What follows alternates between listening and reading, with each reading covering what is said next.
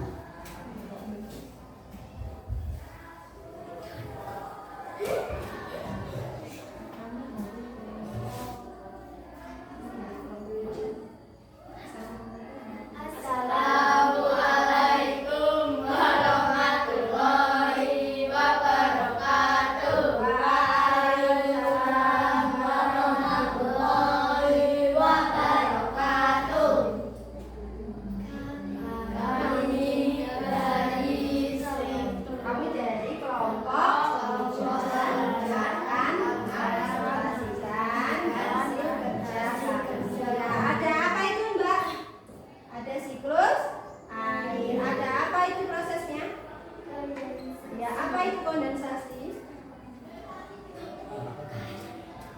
Mendapat uap air menjadi awan. Ya.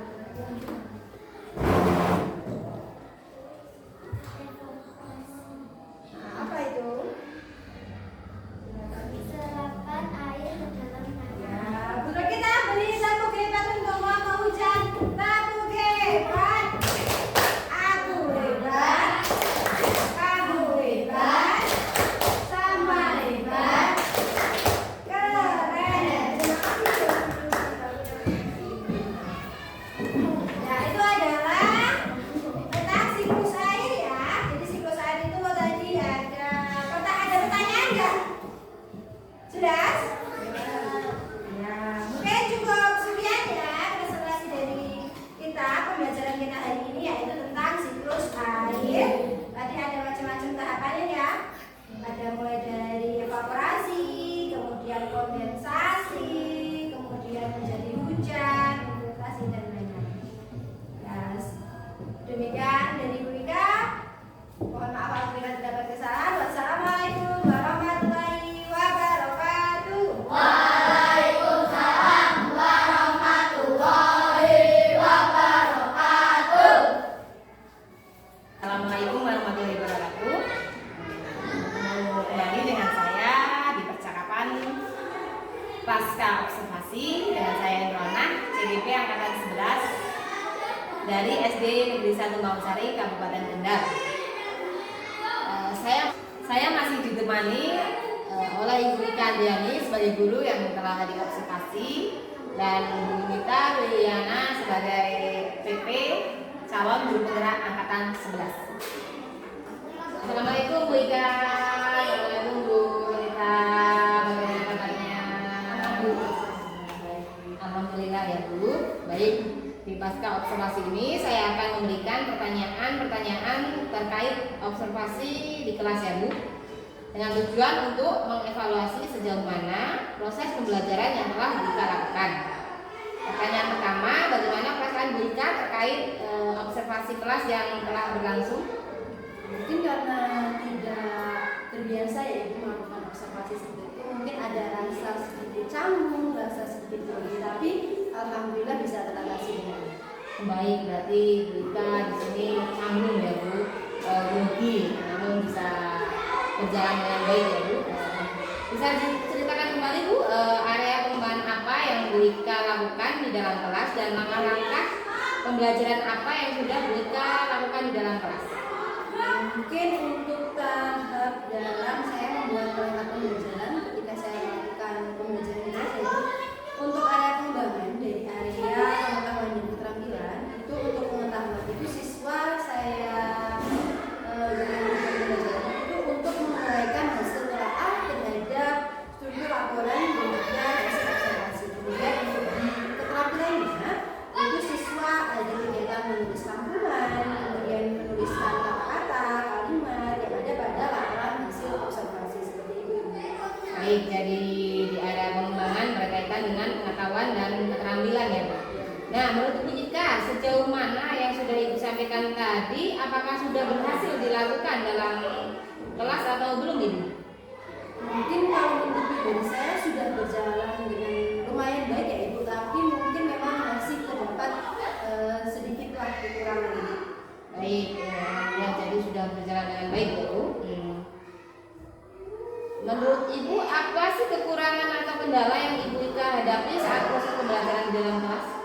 Mungkin ya salah satu hambatan atau kekurangan yang saya hadapi ketika dalam pembelajaran itu sama ya Bu, mungkin dialami oleh guru-guru yang lain juga, yaitu masih terdapat beberapa siswa yang ketika saya ajak untuk aktif itu tidak bisa diajak bekerjasama dengan baik. Jadi ada beberapa siswa yang tidak ingin terlibat secara aktif dalam pembelajaran. Dalam artinya siswa tersebut selama proses pembelajaran pasif atau kurang. Baik, jadi ada beberapa siswa yang tidak mau ikut terlibat ya Bu, kurang aktif gitu ya Bu, mungkin hanya mengandalkan teman-temannya saja gitu ya Bu. Sekali. Kira-kira mengapa hal itu bisa terjadi Bu? Mengapa mereka kurang aktif atau mereka kurang mau terlibat dalam diskusi misalnya?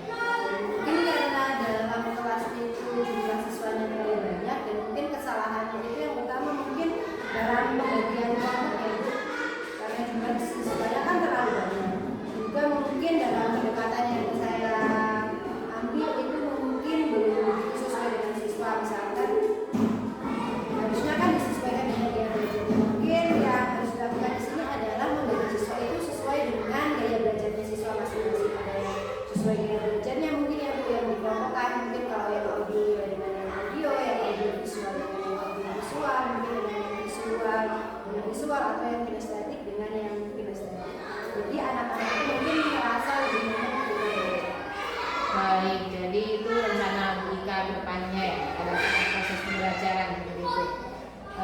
Menyesuaikan kenyamanan mereka ya, mereka menggunakan gaya belajar yang sesuai mereka inginkan, ada yang visual, auditori tadi, dan kinestetik ya Bu. Seperti itu ya Bu Ika. Mudah-mudahan nantinya apa yang Bu Ika rencanakan dapat terrealisasi dan memberikan proses pembelajaran yang lebih baik lagi ya Bu, dibandingkan yang kemarin ya Bu. Saya tunggu cerita-cerita selanjutnya. Kira-kira kapan Bu Ika akan melakukan perubahan sesuai yang Bu Ika sampaikan tadi? Mungkin untuk waktu tepatnya belum direncanakan ya, tetapi insya Allah akan secepat dan sesegera mungkin. Mungkin di semester depan ya Bu, karena minggu ini kan sudah mendekati akhir semester ya Bu. Baik Bu Ika, terima kasih atas jawabannya. Mudah-mudahan apa yang Bu Ika rencanakan bisa secepatnya terrealisasi. Baik, untuk selanjutnya saya berikan kepada Bu Nita selaku pengajar praktik saya untuk memberikan umpan balik atau tanggapan terkait dengan jalannya kegiatan pasca observasi ini. Terima kasih Bu Ina selaku CPP Pembelajaran dari SDN 1 Anjali beserta Bu Ika selaku koordinator guru kelas 5 SDN 1 Bangsal.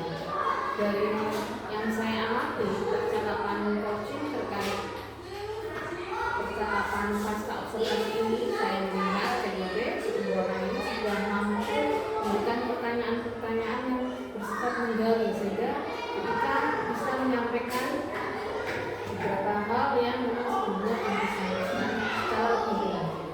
Kemudian juga semuanya sudah bisa menyampaikan pertanyaan yang menghasilkan cara tindak lanjut yang tentunya yang akan dijawab. Jadi untuk percakapan coaching pada pasca observasi ini sudah berjalan dengan terima kasih. Baik, Bu Nita, terima kasih banyak atas umpan baliknya. Baik, rangkaian kegiatan multi akademik telah selesai, dimulai dari observasi, dan pasca observasi. Saya ucapkan terima kasih banyak kepada